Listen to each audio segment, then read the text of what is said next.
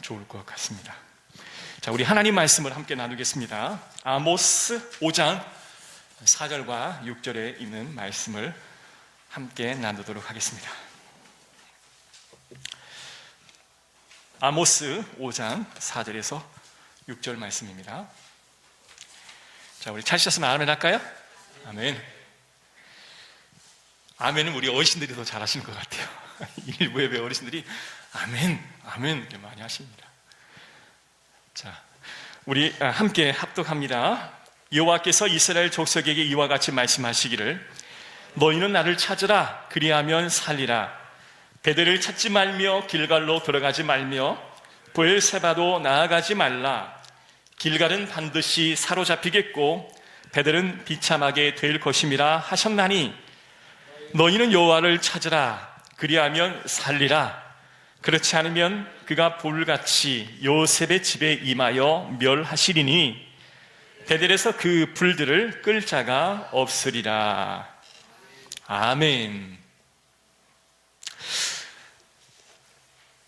아무리 직관력이 좋은 사람이라 할지라도 그 사람의 외형만을 보고 그 사람의 마음을 읽어내기란 그리 쉬운 주제는 아닙니다.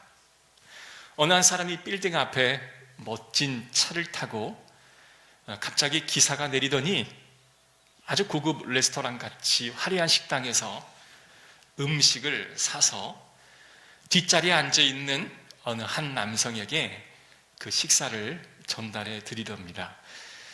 곁에서 이것을 보던 행인이 야, 저 사람은 참 복을 많이 타고 태어났구나. 멋진 승용차에다가 멋진 요리를 기사를 동반해서 시켜다가 차에서 먹을 정도면 야, 이 사람은 참 괜찮은 사람이네, 축복받은 사람이네. 너무 부러워서 그 차 옆으로 한 걸음 한 걸음 다가가서 창문이 살짝 열려져 있기에 그 창 너머로 그 사람이 어떠한지를 관찰해 보았는데 그 사람이 하반신이 없는 거예요. 장애우이죠. 그래서 두 발로 걸어서 식당에 들어가지 못하고 기사를 통해서 그 음식을 전달받고 차 안에서 불편하게 식사를 했던 것입니다. 우리가 외적으로 바라보면 이럴 것 같다라고 생각되지만 정작 그 속은 우리가 외적으로 보는 것과는 전혀 다른 삶을 사는 분들이 굉장히 많이 있습니다. 오늘 본문에 나오는 북왕국도 이 예화와 비슷하게 겉으로는 참 화려하고 참 넉넉한 그런 나라를 경영할 수 있었던 그런 나라였습니다.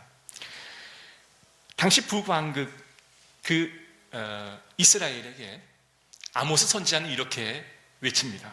회개하라, 멸망이 있을 것이다.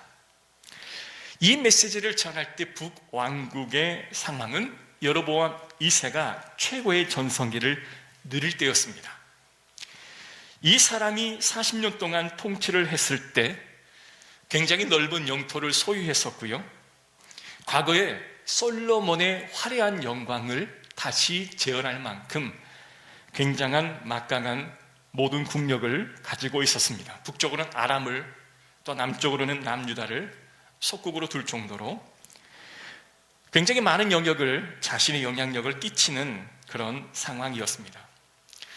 근동에 무역을 장악하고 세금도 걷고 속국으로 공납을 얻으면서 이렇게 화려하게 살던 그때였습니다. 그러니 어떠한 일이 일어났냐면 부자들은 사치를 즐기고 가난한 사람은 더욱더 가난해지는 그런 일들이 일어나게 되었습니다.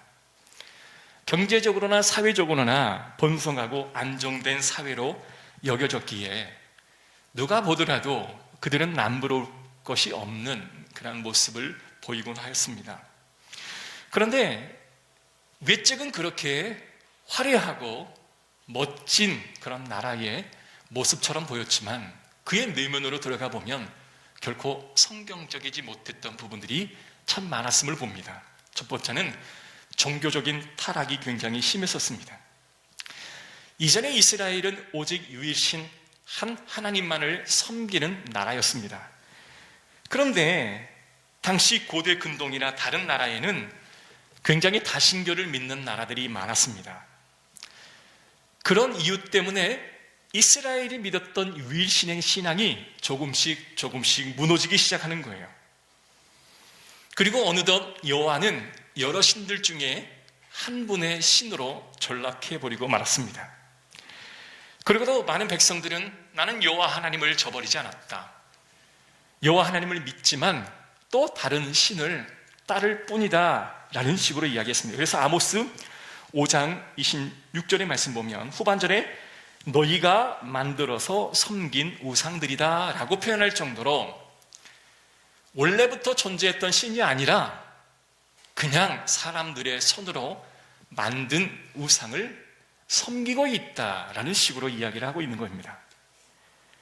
이러한 상황에서 현실적으로 일어나는 많은 그 부패나 그런 어려운 점들이 뭐였냐면 빈부의 격차가 심하게 됩니다.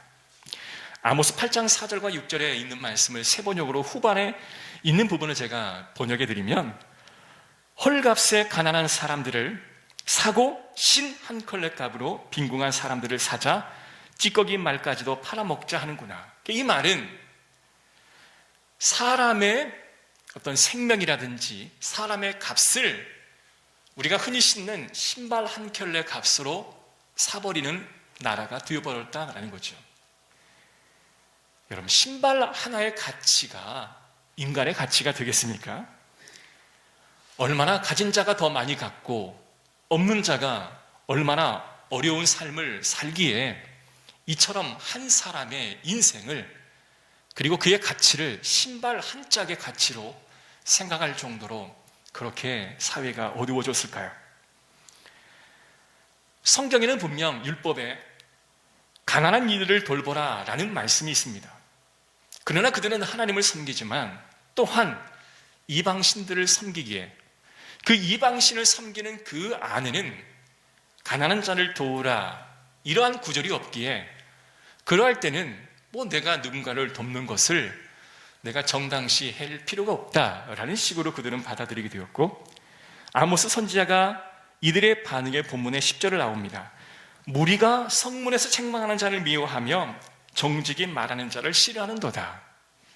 그러니까 아모스 선지자가 이렇게 하나님 말씀을 선포하니 대다수의 사람들은 그 선지자의 말을 싫어했습니다. 왜냐하면 누군가를 돕는 그 자체가 내게는 별로 소중하다 생각되지 않는데 자꾸 그 율법의 말씀을 우리에게 가르치려고 하니 싫은 거죠. 그냥 지금 이 상태가 좋은 것이라는 겁니다.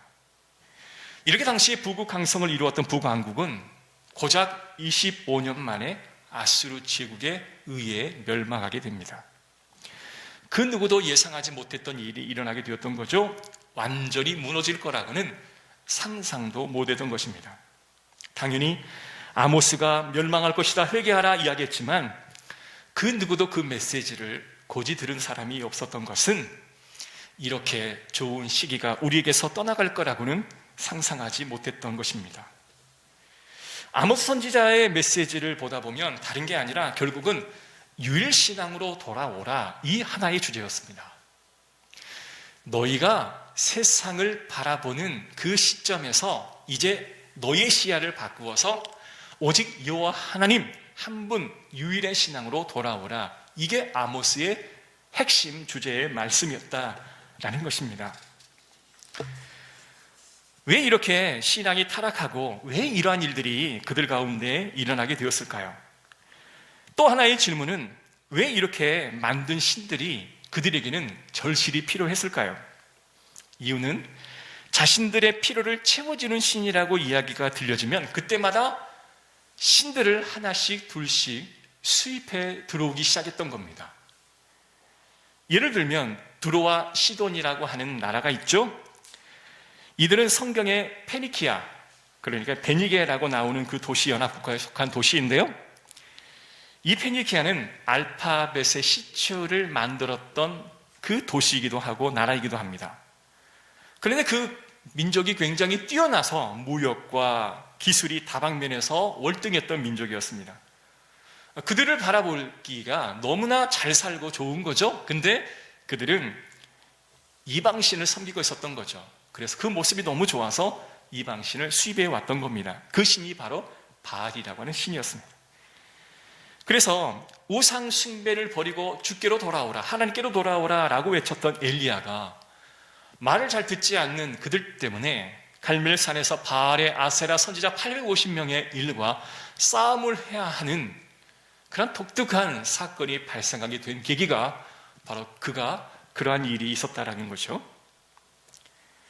잘 되는 나라의 신을 우리가 수입하면 우리도 잘 되지 않겠나, 이러한 생각들, 잘 되는 사람들이 하는 삶의 방식을 우리가 그대로 채택하면 우리도 그처럼 잘 살아내지 않을까라고 생각하는 마음들, 이 문제를 가만히 살펴보고 그 마음의 핵심을 우리가 집중해 바라보면 그 생각의 기본에는 자기 자신이 주인이 되어 있는 경우가 많다라는 겁니다.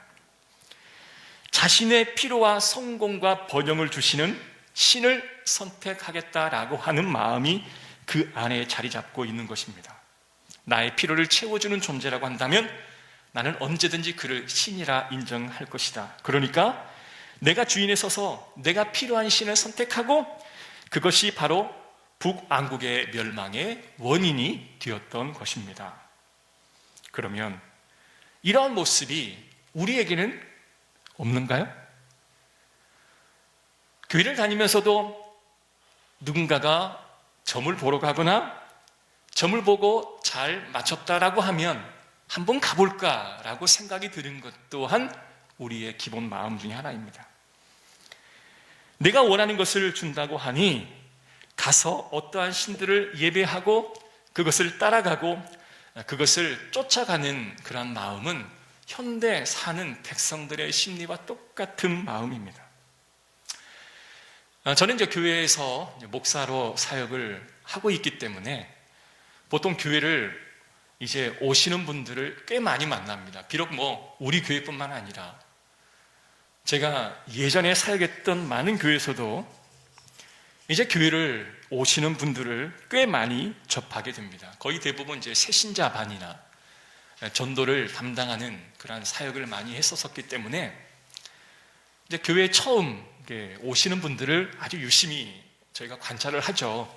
왜냐하면 교회를 자기 발로 걸어온다고 하는 것은 쉬운 문제가 아니지 않습니까?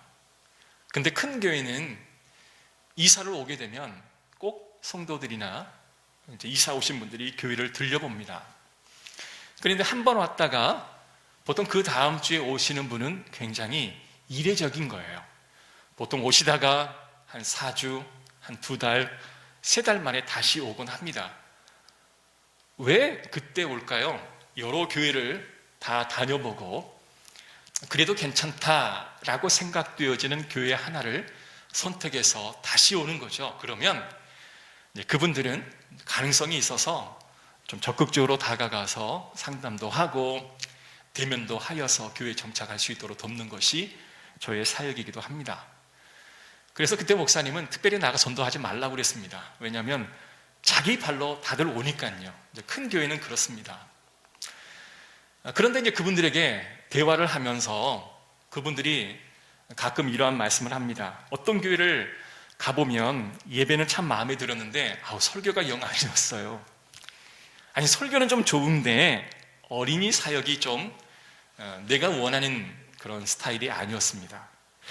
모든 교회 시스템은 참 좋았는데 내가 교회에 가서 앉고 나올 때까지 그 누구도 내게 말을 걸어주는 사람이 한 분도 없었어요. 그래서 나는 사랑 없는 교회를 가고 싶지는 않아요. 이런 말들을 굉장히 많이 듣죠. 그런데 목사로서 그런 이야기를 들을 때 어떤 마음의 느낌이 드냐면 저분들이 어떤 영적인 소비자의 입장에서 교회를 쇼핑하듯이, 이건 좀 비약된 표현이긴 하지만 이게 고르고 있구나라고 하는 생각을 많이 들었습니다. 물론 인간적으로 개인적으로는 충분히 그 마음이 인정이 되어집니다. 한번 선택한 교회를 평생 다녀야 하는 그런 원칙을 갖고 있기 때문에 기본적으로 좋은 교회, 나하고 맞는 교회를 찾는 것은 우리 보통의 상식으로 이해할 수 있는 선이겠죠. 그런데 거기서 내가 한 가지 읽었던 마음의 흐름은 내가란 말을 참 많이 들을 수 있었습니다. 내 필요를 채워주는 교회, 내 가정의 자녀들을 필요를 채워줄 수 있는 교회, 내게 사랑을 줄 수 있는 교회, 자꾸 내가라는 말을 참 많이 들어볼 수 있었어요. 우리가 가장 마음속에 생각할 수밖에 없는 것은 나죠. 나의 가족이죠. 나의 남은 삶이죠. 그런데 하나님은 우리를 사명자로 부르셨습니다. 하나님 우리를 자녀로 부르셨습니다. 사실 우리를 위해 교회가 존재한다라기보다는 우리가 교회이고 우리가 세상을 위해서 이 땅에 부름을 받고 서 있는 존재이기에 바로 우리가 교회고 우리는 교회의 부족함을 채우는 그런 마음이 먼저 수반되어야 할 것입니다. 우리의 가장 큰 관문이자 우리의 신앙의 가장 넘을 수 없는 큰 장벽은 뭐냐면 자기 중심적인 사고입니다. 내가 원하는 것, 내가 좋아하는 것, 내가 바라는 것, 내가 꿈꾸는 것, 온통 내가라는 것으로 점철되어 있는 우리의 삶이에요. 영적인 사명자의 거리와는 조금 거리가 있는 모습을 봅니다. 오늘 이 본문도 북왕국 이스라엘 민족이 다시 하나님과 그리고 아버지를 나의 왕으로 섬기는 그 자리로 돌아와야 한다라고 아모스 선지자는 목소리 높여 외치고 있는 것입니다. 너는 마음을 다하고 뜻을 다하고 힘을 다하여 내 하나님을 사랑하라고 외치고 있는 것이죠. 그러니까 내 필요를 먼저 채우고 내 계획을 먼저 실현하고 그 다음에 하나님의 필요를 채우는 그런 순서가 아니라 먼저 마음을 다하고 뜻을 다하고 모든 것을 다하여 하나님을 사랑하고 그리고 다음에 너의 것을 보라라고 하는 우리의 시선의 방향을 하나님으로 맞추라라고 하는 게 아모스 선지자의 말씀의 핵심이었습니다. 에릭 프롬이라고 하는 사람이 사람들이 사랑에 실패하는 세 가지 이유에 대해서 이야기를 합니다. 첫 번째는요, 우리가 사랑하기가 아니라 사랑받기로 오해하기 때문에 우리는 사랑에 실패한다라고 이야기합니다. 우리는 많은 돈을 가지고 그리고 좋은 직장을 가지고 또 훌륭한 외모를 가지면 내가 굳이 노력하지 않아도 좋은 사람들이 내게로 온다라는 이야기를 우리 부모님에게서 꽤 많이 듣고 자랐습니다. 그래서 우리는 나의 스펙을 쌓고 내가 준비되면 너무나 많은 사람들이 내게로 다 몰려올 것이다 라고 생각을 하죠. 그렇기 때문에 우리가 관가한 것이 뭐냐면 내가 누군가를 사랑한다라고 하는 것을 준비하지는 못한 채 결혼하게 되는 거예요. 그러니까 결혼하면 내가 뭔가를 얻을 것 같고 받을 것 같은 생각이 잔뜩 들어있다 보니까 내가 누군가를 사랑하는 것은 전혀 준비되어 있지 않고 받는 것만 기대하니 그 결혼 생활이 행복하겠습니까? 두 번째는요, 사랑을 대상의 문제라고 생각하기 때문에 그렇습니다. 나는 사랑을 할 준비가 되어 있다라고 생각을 해요. 그런데 다만 대상이 나타나지 않을 뿐이라고 이야기합니다. 나는 문제가 없고 내가 좋은 대상을 만나지 못했기 때문에 나는 지금 사랑을 못한다고 생각하는 오해이죠. 세 번째 오해는요, 사랑은 감정이라고 생각하는 겁니다. 뜨거운 마음이 있으면 사랑하는 것 같고 식으면 사랑이 없다라고 생각하는 것이죠. 여러분, 뜨겁기 때문에 사랑하고 식었기 때문에 사랑이 없는 건가요? 아니에요. 사랑은 그 자리에 머물고 있는 겁니다. 그런데 이 세 가지, 에릭 프롬이 말했던 사랑을 실패하는 세 가지 중심의 공통적인 교집합이 뭐냐면 나라는 거죠. 나. 자기 중심적인 사고가 있다라는 겁니다. 그래서 오늘날은 모든 사람들이 나 중독, 자기 중독에 빠져 있는 세상이다라고 말하는 것입니다. 내가 잘 나가야 되고 잘난 나에게 누군가는 나에게 걸맞아야 하고 내가 그런 상대와 또한 감정이 또한 내 흥분 상태가 고치되어야 하고 그래야 살아가는 것이라고 우리는 생각을 하는 것입니다. 부부와 살다가 감정이 살아나지 않으면 사랑하지 않는 것으로 착각하고 내가 감정이 막 고치되고 내가 기분이 좋아야 이건 사랑이라고 생각하는 것이죠. 그렇지 않습니다. 내 감정은 좋지 않아도 상대방의 감정이 좋을 수도 있고요. 상대방의 여정이 나를 사랑해 줄 수 있다고 하는 겁니다. 그것도 사랑인 거죠. 내 중심, 내 기준을 조금 바꾸어서 타인으로 또한 다른 곳으로 바꿔 놓으면 분명 그 사랑의 실패가 아닌 성공으로 가져올 수 있는 것을 우리는 흔히들 깨닫게 됩니다. 그래서 이 아모스 선지자가 북왕국에게 이야기했던 것은 너희 중심에 맞춰 있는 생각을 하나님 중심으로 바꿔보라 라는 거였는데, 이것을 잘 백성들은 받아들일 수 없었던 것입니다. 또 예를 한번 들게요. 프랑스 어느 조그만 도시에 굉장히 낙후된 마을에, 이 낙후된 마을이 더 잘 살기를 원하는 마음으로 주민들을 모여서 총회를 열게 되었어요. 그들이 한 가지를 결의하게 되었습니다. 우리 마을이 잘 살려고 한다면 공동의 어떠한 재산과 공동의 물자가 있어야 되니 그것을 위해서 한번 좋은 의견을 내보십시오. 어느 한 사람이 손을 들어서 우리 마을에 좀 많이 가진 자, 그러니 마차가 2개 이상 있는 그 가정에서는 하나는 집에서 쓰고 하나를 공동의 재산으로 내놓읍시다 라고 제안을 했습니다. 그러니까 많은 사람들이 너무 좋은 의견이라고 이렇게 막 박수를 쳤어요. 두 번째 사람이 손을 들었습니다. 그럼 마차가 있으면 말이 있어야 되지 않겠습니까? 그래서 마을에 말을 2필 이상 가진 사람은 한 필은 자신의 유익을 위해 쓰고 한 필은 이 마을의 공동의 재산으로 쌓고 마을의 발전을 위해 기부를 합시다 했더니 사람들이 다 박수를 치는 거예요. 아, 그러면 헛간이 필요하니까 헛간을 누군가가 지원해 줄 수 없습니까? 했더니 2채 있는 헛간을 한 채를 내놓는 그런 일들이 일하는 일에 주민들은 다 만장일치하여 통과했습니다.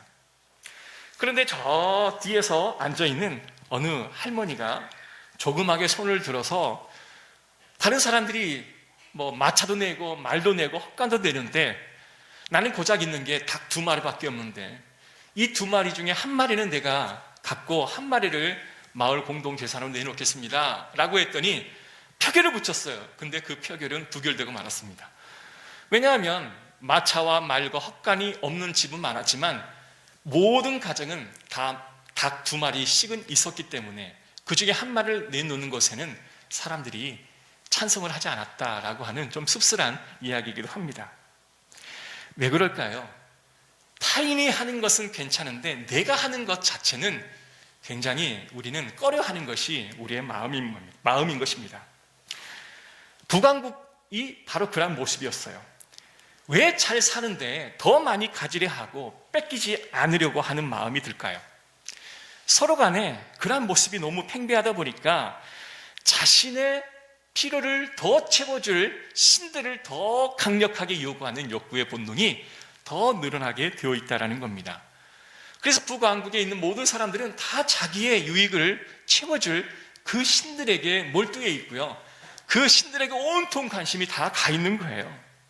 야, 옆집에 누구는 어느 신을 집에다가 모셨더니 막 집이 엄청나게 잘 살대. 야, 그러면 그 신들을 똑같이 만들어다가 우리 집에도 갖다 놓자. 아니, 어떤 집은 이 신을 모셨더니 자녀들이 너무 잘 됐대. 관직에 등극을 했대. 그랬더니 우리도 그 똑같은 신을 가져다가 우리 집에다가 모셔두자. 이러한 일들이 북왕국에 비일비재했다라는 겁니다. 사랑하는 성도 여러분, 내 생각과 내 염려와 내 계획, 내 판단의 기준을 일단 멈추는 게 오늘 아모스 선지자가 했던 말, 곧 우리에게 하고자 하는 말이었습니다. 그리고 하나님만을 바라볼 때 그곳에 진정한 자유가 있음을 우리에게 말씀해 주고 있는 것입니다. 사랑하는 성도 여러분, 나의 필요는 우리 주님이 더 잘 아세요. 주님은 나의 머리카락까지도 세신 바 된 하나님 아니겠습니까? 내 필요에 맞는 하나님이 되라고 말하지 말고 그분께 나의 모든 것을 맡깁시다.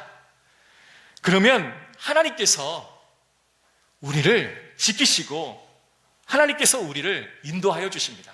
아니, 목사님, 노후 문제가 얼마나 큰 문제인지 아십니까? 그것으로 인해서 내가 얼마나 많은 것을 채워야 하는지 아십니까? 아니, 지금 노후 준비를 전혀 하지 못하고 있는데 그래도 내가 어느 정도 채워놔야 누군가를 돕지 않겠습니까? 그러나 그런 말씀을 하는 모든 사람들에게 여호와는 나의 목자시다. 그분이 나를 아신다. 그분이 나와 함께 하신다. 이 말씀으로 다시 한번 삶의 방향을 전환하라라고 말씀을 하십니다. 이거 한 가지를 우리가 바꿨으면 좋겠어요. 우리가 하는 말의 주어를 내가 아닌 하나님으로 바꾸는 운동을 하였으면 좋겠습니다.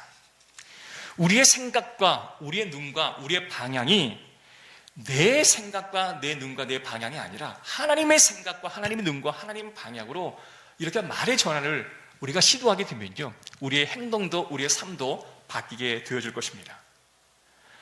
하나님은 과연 어떠한 분이실까요? 우리를 돌보시는 하나님이신 줄로 믿습니다. 전에 중국에 초청을 받아서 상하이에 한번 간 적이 있는데, 거기는 엄청난 큰 고개 서커스를 구경을 시켜주시더라고요. 근데 우리 나라에는 뭐 동춘 서커스 있잖아요. 그거와는 좋게 비교할 수 없을 정도의 엄청난 큰 스케일이 있었습니다. 근데 거기에는 그네를 타는 그런 묘기를 보여주잖아요. 보통 서커스는 그네 타기 묘기가 빠지지 않지 않습니까? 거기에는 그 2명의 그네를 타는 사람과 또 반대쪽에서 그네를 타고 허공을 갈라 나르면 그 손을 딱 붙잡아주는 사람들이 준비하고 있어요. 두 사람이 동시에 휙 날아오르면 두 사람이 그 위치를 정확히 잡고 타이밍을 정확히 포착해서 그 손을 꽉 잡아주는 거죠. 혹여나 떨어질까봐 밑에 한 사람이 그것을 받치고 있는 상황들. 그런데요, 이쪽에서 그네를 타다가 자신의 몸을 허공에 날려야 하는 사람이 앞에 나의 손을 붙잡아 줄 그 사람에 대한 신뢰와 믿음이 없다면 그것을 날아오르겠습니까? 날아오르지 못하죠.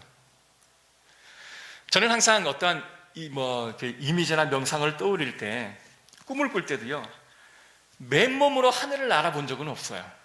보통 높은 하늘에서 땅 아래로 가려면 행글라이더를 타든지 낙하산을 타든지 어떤 기구를 타고 내려가야만 되는 것이 아니겠습니까? 제 사고방식은 그래요. 근데 어떤 사람들은요, 어차피 상상 속에 일어나는 일이기 때문에 그냥 맨몸으로 하늘을 날아가는 사람도 있다는 거죠. 근데 저를 지도하는 그분이 왜 목사님은 자꾸 어떤 도구에 집착을 하냐고, 그냥 맨몸으로 천국을 훨훨 날아오를 수는 없겠냐고 이렇게 말하면서 내가 굉장히 안정감을 추구하고 있구나, 이런 생각을 제가 갖게 됩니다. 그래서 저에게는 굉장히 중요한 것은 안정감이에요. 안정감이 깨어지면 굉장히 저는 힘들죠. 그래서 안정감 유지하려고 저는 굉장히 많이 노력을 합니다.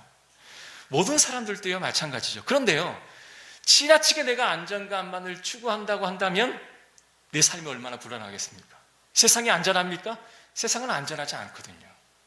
때로는 불안정하고 내 기대와 맞지 않는 상황이 연출될 수도 있거든요. 그래서 저는 그것을 수용하는 훈련을 지금 계속하고 있어요. 그래서 안정이 없으면 못 가던 것을 안정이 없어도 가는 거죠.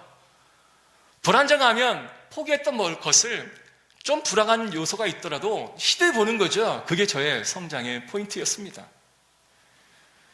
근데 그네 타는 사람이 훨 날라서 앞에 있는 사람이 딱 잡아줄 것을 믿는 마음으로 자신의 몸을 허공으로 날아오르지 않겠습니까? 여러분, 우리가 신앙생활을 하는 게 꼭 그런 것 같아요. 내가 타는 그 그네가 매번 이쪽에 저쪽으로 흔들려요. 근데 날아오라고 하나님은 자꾸 명령하시는데, 이거 놓으면 나는 죽을 것 같은데요, 이거 놓으면 나는 떨어질 것 같은데요, 불안해서 날아올 수가 없어요. 그러나 앞에 계신 하나님이, 나의 머리카락도 세신 하나님이, 나를 너무나 사랑하신 하나님이 나의 손을 붙잡아 주실 것을 신뢰하고 날아오를 수 있다라는 것입니다. 사랑하는 성도 여러분, 방향을 전환합시다. 우리는 하나님의 자녀요, 하나님 믿는 영적인 사명자입니다. 그러기에 우리의 삶을 주님 앞에 맡기면 하나님이 우리의 손을 반드시 기필코 꼭 잡아주실 것을 믿는 마음으로 때로는 내 안에 있는 안정감을 좀 버려두고 날아오르시기를 주의 이름으로 축복합니다. 내가 뭘 해야, 내가 어느 정도 수준이 되어야 너를 내 자녀로 삼아주겠다, 이렇게 말씀하신 하나님이 아니시잖아요. 너는 주인이고 너는 실패자고, 그러나 그런 너를 위해 내가 십자가에 달려 죽었노라. 그러니 너는 무엇인가 하려 하지 말고 나를 바라보라. 우리가 죄인 되었을 때 그리스도께서 우리를 위하여 죽으심으로 하나님께서 우리에 대한 자기의 사랑을 확증하셨느니라. 로마서 5장 8절의 말씀처럼 우리의 어떠한 가치와 상관없이 하나님은 우리를 사랑하기로 작정하셨고 우리에게 다가오기로 작정하셨던 것이죠. 그러기에 너를 던지라 라고 말씀하신 근거가 되고 그것이 바로 힘이 되고 약속이 되는 게 바로 십자가임을 우리는 깨달아야 될 줄로 믿습니다. 자, 이런 말씀을 해놓고 지금 아모스는 북왕국 이스라엘에 뭐라고 말씀하냐면 4절과 6절의 두 구절의 말씀을 우리가 읽어본다면 베들로 찾지 말며 길갈로 들어가지 말며 브엘사바로 나아가지 말라. 자, 여기에 세 도시가 등장을 합니다. 첫 번째 도시는 베델, 두 번째는 길갈, 세 번째는 브엘사바라고 하는 도시입니다. 여러분, 베델이라고 하는 도시가 어떤 도시일까요? 지금은 완전 타락해서 우상 신을 섬기는 도시가 되어버렸지만 원래 이 장소는 아브라함과 야곱과 요셉이 하나님의 언약을 받았던 민족과 도시이기도 합니다. 공통적으로 이 세 사람은 실수가 많았던 사람이긴 하지만 그럼에도 불구하고 하나님이 그들을 기억하셔서 언약을 세우셨습니다. 베델은 어떤 곳인가요? 야곱이 아버지 이삭을 속이고 형에게 갈 축복권을 자기가 획득한 나머지 두려워서 멀리 도망갔을 때에 하나님께서 그를 친히 만나주신 장소가 베델입니다. 야곱이 노숙을 하면서 돌베개를 베개 삼아 잠을 자고 있을 때 하나님께서 이렇게 말합니다. 내가 너와 함께 있어 네가 어디로 가든지 너를 지키며 너를 이끌어 이 땅으로 돌아오게 할지라 내가 너에게 허락한 것을 다 이루기까지 너를 떠나지 아니하신지라. 그리고 나서 후반절에 보면 그 위에 기름을 붓고 그 곳 이름을 베델이라 하였더라. 여러분, 베델이라고 하는 것은 하나님이 야곱을 만나 주셨던 축복의 장소예요. 지금 아모스는 다시 그 축복의 장소를 거론하면서 하나님이 너를 만나 주실 것을 지금 이야기하고 있는 것입니다. 브엘세바는 어떤 곳일까요? 아브라함이 블레셋 땅으로 가죠. 그곳에서 미모의 아내를 통하여 자신이 어려움을 당할 것으로 상상하고 아내를 누이라고 속입니다. 그런데 하나님의 강권적인 은혜로 그 왕의 손아귀에서 자신의 아내를 빼앗아 다시 아브라함에게 맡겨주십니다. 아브라함은 얼마나 감사했을까요? 그래서 하나님이 너무 고마워 예배했던 땅이 바로 브엘세바라고 하는 땅이에요. 나중에 야곱도 가나안 땅에 가뭄이 드니 요셉이 있는 그곳으로 가야 하는데 내가 다시 돌아올 수 있을까? 이 연로한 나이에 내가 이곳을 떠나면 다시 돌아올 수 있을까? 그게 걱정되어서 하나님께 예배드렸던 장소가 바로 브엘세바라고 하는 장소입니다. 그러니까 베델과 브엘세바는 무엇일까요? 자신의 힘과 자신의 능력과 자신의 상황으로는 도저히 해결할 수 없는 일들을 하나님이 강권적으로 역사하셔서 해결해 준 곳이라 말하고 있는 거죠. 그래서 아모스가 지금 베델과 지금 브엘세바를 이야기하는 것은 뭐예요? 너의 능력으로 할 수 없는 것을 하나님의 능력으로 하신다라고 하는 것을 강력하게 말씀하고 있는 겁니다. 마지막으로 길갈은 어떤 곳일까요? 길갈이라고 하는 이 도시는요, 이스라엘 백성들이 가나안 땅으로 들어가려면 반드시 건너야 될 강이 있습니다. 그 강은 바로 요단강이에요.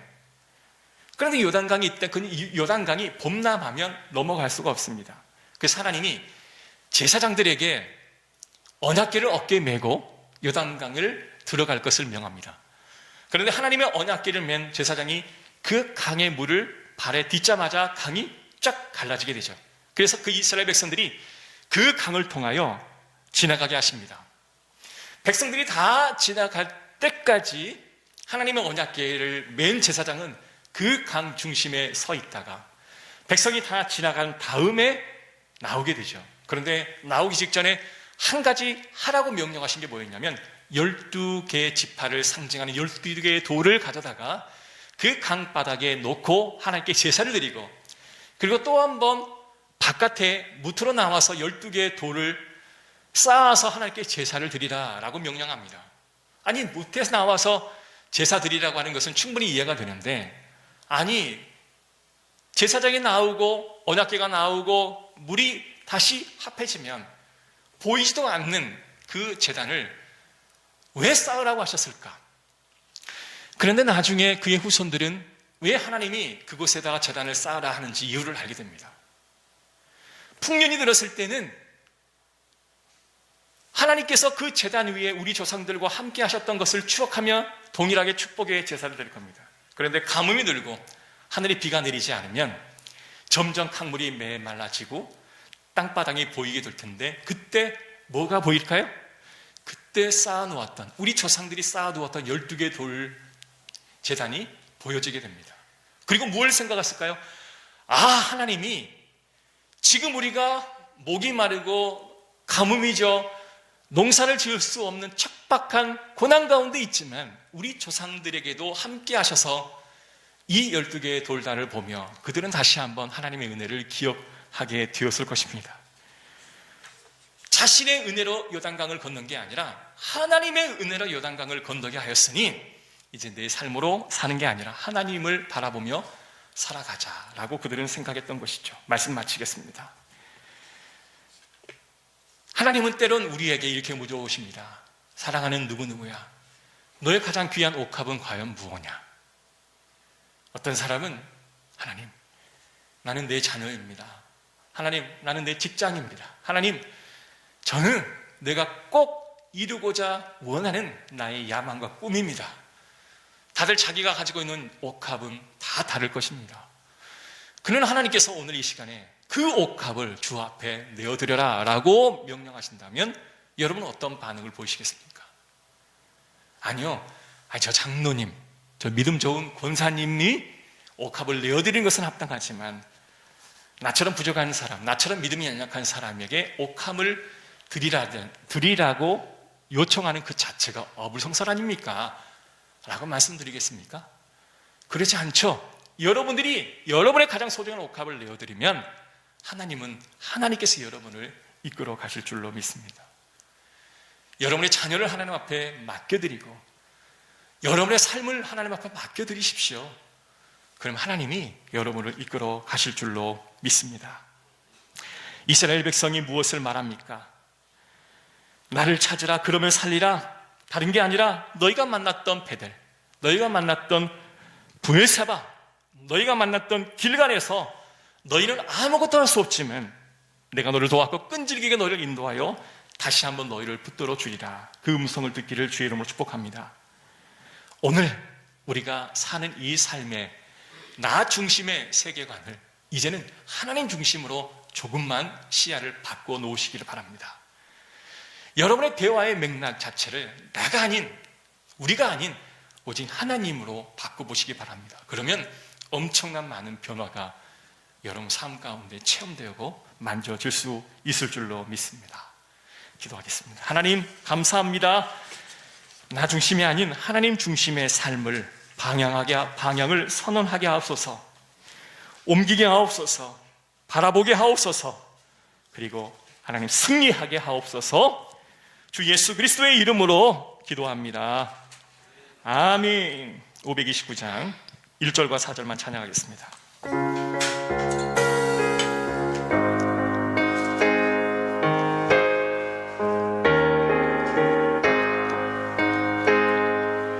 온유한 주님의 음성 내 귀에 속삭이네. 내 마음 문을 두드리니 오 주님을 영접하라. 피하지 말라.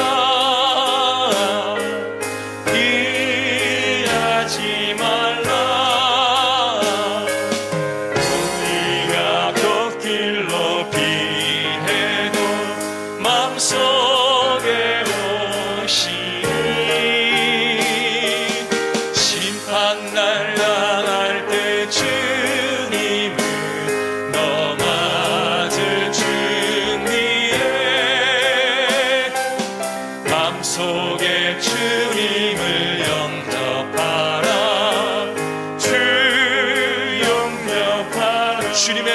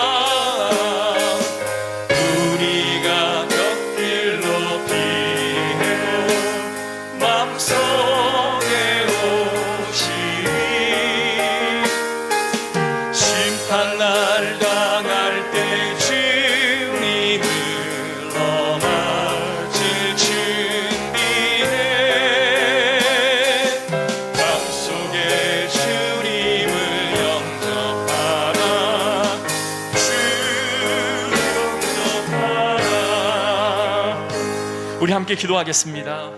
오늘 주님을 영접하라고 성령께서 권면하십니다. 세상의 것들이 다 내 것 같지만 결국 모든 것을 주관하신 이는 하나님이십니다. 하나님이 허락하셔야 내 것도 될 수 있는 것이죠. 하나님이 내어주셔야 내가 누릴 수 있는 것이죠. 하나님, 내 것이라 주장하지 않게 하시고 나를 말하지 않게 하시고 하나님을 말하는 자가 되게 하소서. 우리 다 같이 통성으로 기도합니다. 자비로우신 하나님, 감사합니다. 주님께서 우리에게 말씀하신 것은 너의 옥합을 내어 드리라. 우리는 갈 수 없고 우리는 할 수 없고 우리는 어쩔 수 없는 상황 가운데 정말 하나님밖에 바라볼 것이 없을 때, 그때 하나님이 우리를 만나주신 장소가 베델이고 길갈이고 부엘사바입니다. 우리가 하나님을 그렇게 만났습니다. 그런데 이제 그것을 잊어버리고 점점 내가 필요한 것만을 구하는 신앙이 되지 않았습니까? 주님께서 우리에게 말씀하시는 것, 나를 찾으라 그러면 살리라. 하나님, 오늘 주님을 찾게 하옵소서. 우리가 지금 어려운 상황을 지나가고 있습니다. 그 뜻대로 그 기도대로 안 될 수도 있습니다. 내가 벨갈과 길갈과 부엘사바의 기적이 필요합니다. 내가 하나님을 만났던 곳, 하나님의 은혜로 말미암아 감동했던 그 기억을 다시 붙잡게 하여 주옵소서. 하나님밖에 없다는 고백을 하고 나아가게 하옵소서. 어느덧 내 입술 가운데 주님이 나의 주체가 되어서 수많은 한탄과 고백과 짜증을 뒤로하고 이제는 내 삶의 주님이 주인 될 수 있도록 인도하옵소서. 하나님은 살아계시기에 하나님은 나의 기도를 들으시고 나를 돌보시고 나의 고백이 진정 현실될 수 있도록 인도해 주시는 하나님이신 줄 믿습니다. 우리의 삶의 모든 것을 지켜보시느며 우리의 삶을 인도하여 주셨던 하나님, 간증할 수 있는 그날이 속히 오게 하여 주시옵소서. 믿음으로 끝까지 주님을 바라보며 오직 주님이 원하시는 것을 하나님이 나아갈 수 있는 주의 백성들이 되게 하소서.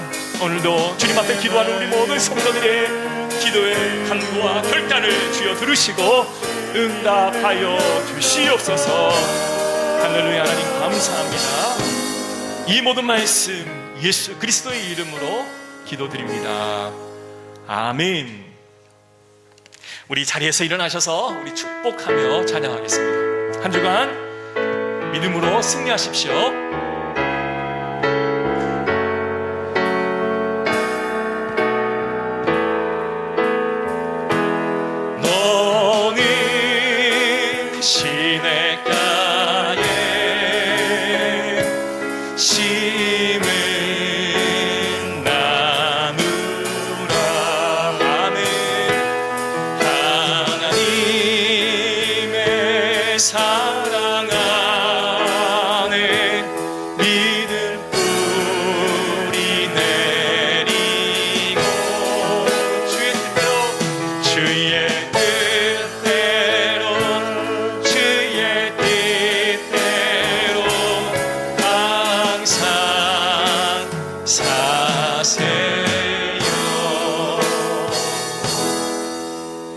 지금은 우리 주 예수 그리스도의 은혜와 하나님의 크신 사랑과 성령님의 감화교통 인도하심의 은혜가 나 중심이 아닌 주님 중심으로 길갈과 부엘세발과 베들에서 만나주셨던 하나님을 의지하며 나아가기를 소원하는 우리 모든 성도들 머리머리 위에, 온라인으로 예배드리는 우리 성도들 머리머리 위에 지금으로부터 영원토록 함께 하실지어다. 아멘.